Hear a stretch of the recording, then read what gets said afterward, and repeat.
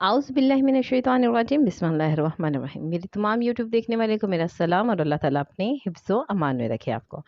आज जिस टॉपिक के साथ मैं हाज़िर हुई हूँ वो ये है, और ये बहुत ही ज़्यादा पूछे जाने वाला, ये बहुत सी औरतें पूछते नहीं हैं, बहुत से मर्द भी ये पूछते नहीं हैं कि क्या शादी के बाद ज़्यादा हमबिस्तरी करने की वजह से शर्मगाह विजना का साइज़ बड़ा हो जाता है या नहीं, या बच्चा पैदा करने के बाद वजना का साइज़ बढ़ जाता है। तो चलते हैं जी अपने जवाब की तरफ। जवाब पर जाने से पहले मैं कहूँगी कि मेरे चैनल को लाइक और सब्सक्राइब ज़रूर कर दिया करें ताकि हर नई आने वाली वीडियो को नोटिफिकेशन आप तक पहुँच सके।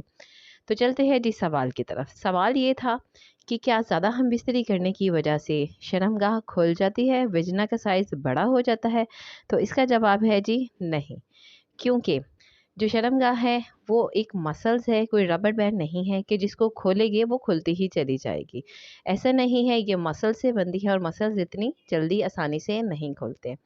हाँ, जब औरत की शादी होती है, बच्ची की शादी होती है, तो उसकी वजना का जो साइज़ है वो सिफ़र होता है, और जैसे ही दखूल करता है मर्द और उसकी जो नफ्स का साइज़ होता है उसके लिहाज से फ्लेक्सिबल होती है शर्मगाह, और आहिस्ता आहिस्ता उतनी ही खुलती है जितने की इसको ज़रूरत होती है। फिर जैसे ही नफ्स बाहर आता है वो एक्चुअल अपनी हालत में आ जाती है। अब मैं यहाँ पे ये कहूँगी कि बहुत सी औरतों को क्या होता है कि 1 महीने तक तो ऐसा ही होता है कि तकलीफ़ भी हो रही होती है, लेकिन बाद में क्या होता है कि वही नफ्स आसानी से इंटरकोर्स कर लिया जाता है। इसकी क्या वजह है? इसकी वजह ये है कि आपकी जो शर्मगाह है वो इतनी फ्लेक्सिबल हो चुकी हुई है कि जितना आप नफ्स ले रही हो उस तक आ सके। और सेकंड, अब ये बात कि पूछे जाने वाली ये है कि अगर औरत माँ बनती है जब और बच्चा डिलीवर होता है, मैं नॉर्मल डिलीवरी की बात कर रही हूँ, सी सेक्शन की नहीं। जब बच्चा सी सेक्शन से हो तब तो शर्मगाह पे कोई भी असर नहीं पड़ता। हाँ, अगर आपकी नॉर्मल डिलीवरी है तो क्या होता है कि उसका जो साइज़ है 6 इंच से 10 इंच तक खुलता है। ये अल्लाह ताला की कुदरत है, क्योंकि बच्चे का सर और बच्चा पूरा बाहर आना होता है।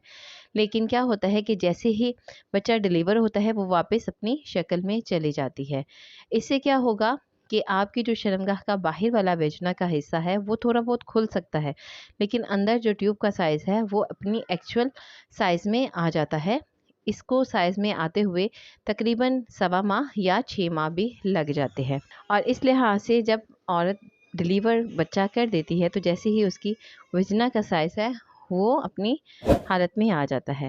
अब ये पूछे जाने वाला सवाल था, क्योंकि बहुत ज़्यादा औरतें परेशान होती है अब कि डी साइज़ ना हो जाए, कि शर्मगाह ज़्यादा ना खुल जाए, या ज़्यादा हमबिस्तरी की वजह से शर्मगाह भद्दी सी या काली सी हो जाती है या बहुत ज़्यादा खुल जाती है। तो ऐसा नहीं होता। जैसे ही आप बच्चा डिलीवर पैदा करते हो तो इसलिए चाहिए कि आप इसके लिए कमर कस, गोंद वगैरह या इस तरह की चीज़ों का इस्तेमाल करें, और ख़ास तौर पर एक्सरसाइज लाजमी करें। इससे जो आपकी वजना का साइज़ है वो बहुत जल्दी रिकवर होकर अपनी एक्चुअल हालत में आ जाता है। अब मैं बात ये करूँगी कि जो बहुत सी औरतें हैं जो नफ्स की बजाय सब्ज़ी या प्लास्टिक की कोई चीज़ या कोई लकड़ी की चीज़ इस्तेमाल करती है अपनी शर्मगाह में, तो इससे क्या होता है कि वजना का साइज़ बहुत ज़्यादा बड़ा हो जाता है, क्योंकि ये फ्लेक्सिबल नहीं होता नफ्स की तरह। क्योंकि नफ्स जो होता है वो विजना की फ्लेक्सिबल के लिहाज से दखूल होता है, और जैसे ही वो वापस आता है विजना अपनी एक्चुअल साइज़ में आ जाती है। तो इसलिए इन चीज़ों का इस्तेमाल हरगिज़ ना करें। ये आप अपने साथ ज़्यादती कर रही है अपने विजना के साथ। ये बहुत ज़्यादा खुल जाती है और डैमेज भी हो जाती है। और ये भी होता है कि जो बहुत सी औरतें हाथ का इस्तेमाल भी करती है, इससे भी विजना का जो साइज़ है वो बढ़ जाता है, क्योंकि ये फ्लेक्सिबल चीज़ें नहीं है। फ्लेक्सिबल चीज़ जो अल्लाह ताला ने बनाई है वो मर्द का अज़्ज़ुए ख़ास है। तो उम्मीद करती हूँ आपको मेरी वीडियोस पसंद आती है। लाइक और सब्सक्राइब ज़रूर कर दिया करें।